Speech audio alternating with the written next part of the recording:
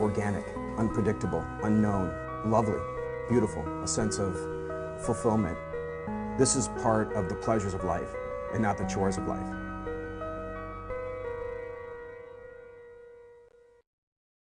Coming up on Daily Iowa TV, we'll take a look at new safety concerns for a car feature that's becoming more popular. Men's and women's basketball both playing tournament games today. Could either side win, or are they both on their way back to Iowa City? That's all coming your way next, right here on Daily Iowa TV. I'm Tom Brokaw. For more than 100 years now, the University of Iowa community has been waking up to the Daily Iowan. Today, it's the largest newsroom in eastern Iowa. And now you can see the news every night on Daily Iowan TV and get it anytime worldwide at dailyiowan.com.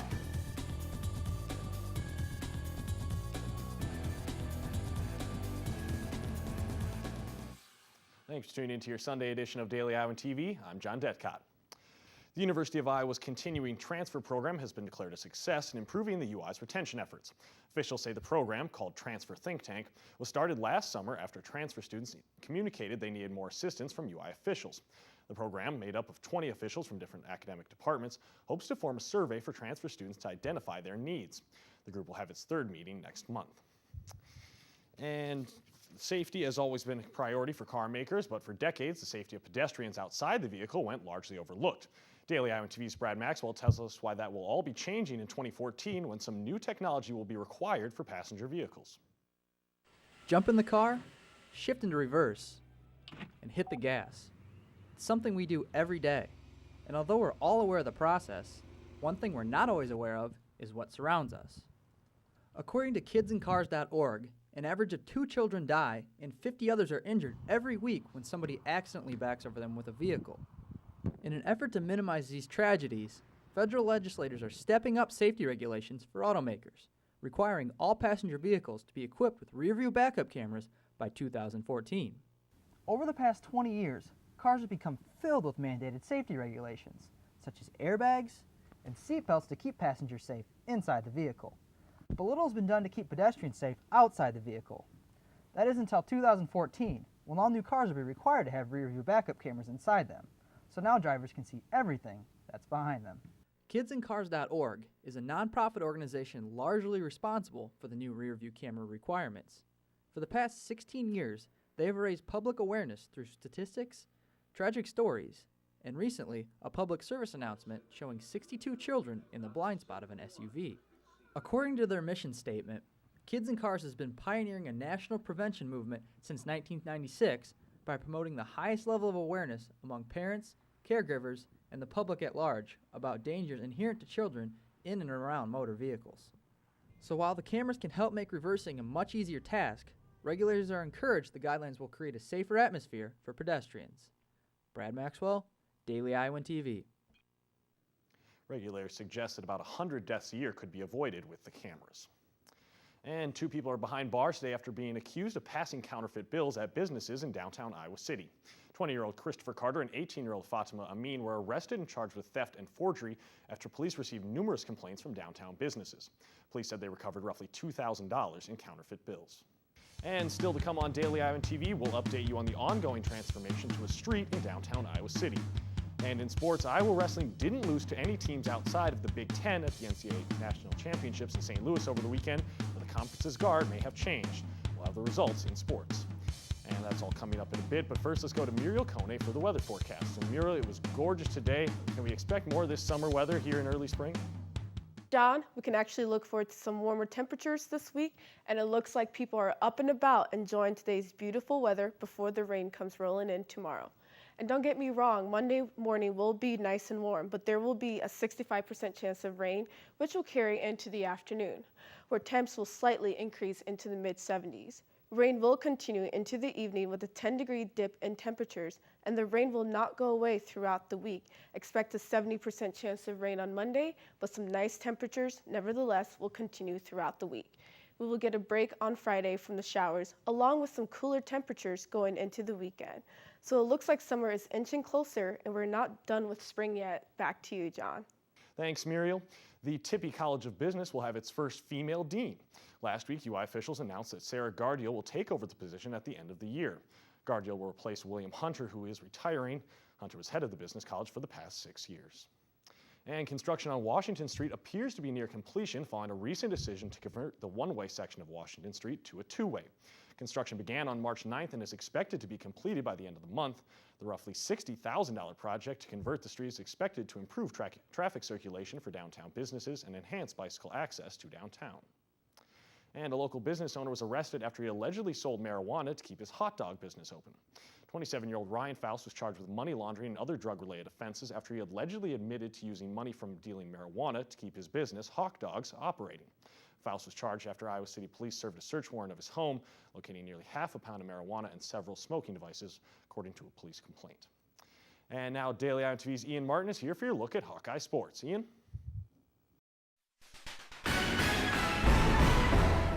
Iowa is already a Cinderella story, just making the NCAA women's basketball tournament this year after leading scorer Jamie Prenti was sidelined for the season with an ACL injury midway through the Big Ten slate. It seemed the Hawkeyes ship was sinking, but after an 8-game winning streak, Iowa snuck into the dance as a 9 seed, drawing California. The Golden Bears handled the Hawkeyes easily on Sunday, though. Iowa led 19-16 at one point in the first half, but after that, Cal went on a 16-2 run, taking a 9-point lead into the break and getting up by as many as 16 points in the second half. A late comeback by Iowa. It was a 6-point game with just over a minute left. Fell short, however. 19 offensive rebounds by Cal, the real game-changing stat of that tournament game. And while Iowa's season is now over, California earned the right to face number 1 seed Notre Dame in a de facto home game in South Bend, Indiana on Tuesday. The Iowa men's basketball team, meanwhile, was in the second round of the NIT today after defeating Dayton last Tuesday. The Hawkeyes jumped out to an early start in a true road game, at one point leading by 14, doubling up Oregon 28-14. But a huge second half and a notable lack of defense really doomed Iowa. Most teams don't give up 61 in a game, let alone a single half like Iowa allowed in the second half of this game. And even when scoring 97 points, Iowa loses by double digits in what will be the final games for Matt Gatens, Bryce Cartwright, and Andrew Brahmer. The star of the day for Iowa, undoubtedly Devin Marble, 31 points, including 7 of 7 from beyond the arc. Oregon is 1 game away from Madison Square Garden now, and they play in the quarterfinals on Tuesday against Washington. Iowa finishes the year with a winning record of 18-17 in Fran McCaffrey's second season in Iowa City. And Iowa wrestling was on the medal stand once again this year at the NCAA Championships, but for the second straight season, they couldn't take home the gold. The Penn State Nittany Lions captured their second straight national title on Saturday in St. Louis, in addition to crowning 3 individual champions out of the 10 weight classes. The top 3 of Penn State, Minnesota, and Iowa in that order mirrors how the Big Ten Championship finished this year as well, and shows the Big Ten strength. 4 of the top 5 teams in the country coming from the Power Conference. Illinois and Northwestern also finished in the top 10. As for the individual Iowans, 3 Hawkeyes made the national finals, but only 1 was able to earn the top honor. In the NCAA's smallest weight class, 125, Matt McDonough captured his second title in 3 tries, redeeming his loss in last year's title bout, and tied at 1. Late in the third, McDonough had a 2-point attack on Penn State's Nico Megaludis and a bonus riding time for 3 late points, and the championship. The win was the 100th of his career. By the way, he's only lost 4 times, and McDonough redeemed his loss to last year's champion Anthony Robles. The 2 Hawkeye silver medalists both had close matches with the top seeds, the other guys that had to wrestle for the championships, but Montel Marion lost 6-4 in overtime after a takedown, meaning a sudden death gold for Michigan's Kellen Russell at the 141-pound weight class. Later in the day at 157, Derek St. John was a true underdog against Cornell's now 3-time champion Kyle Dake, and lost 4-1 thanks to an early takedown and some riding time. Now St. John is just a redshirt sophomore, so he has 2 more years to win at 157. Dake will be gone after next season for Cornell. Marion, meanwhile, a disappointing end to Montel's career, even though he ended up a 3-time All-American, lost twice in the NCAA championship match, never got that elusive number 1. That is all for sports. Back to you, John. Thanks, Ian. And now we'll take a look at some of the top headlines from across the globe.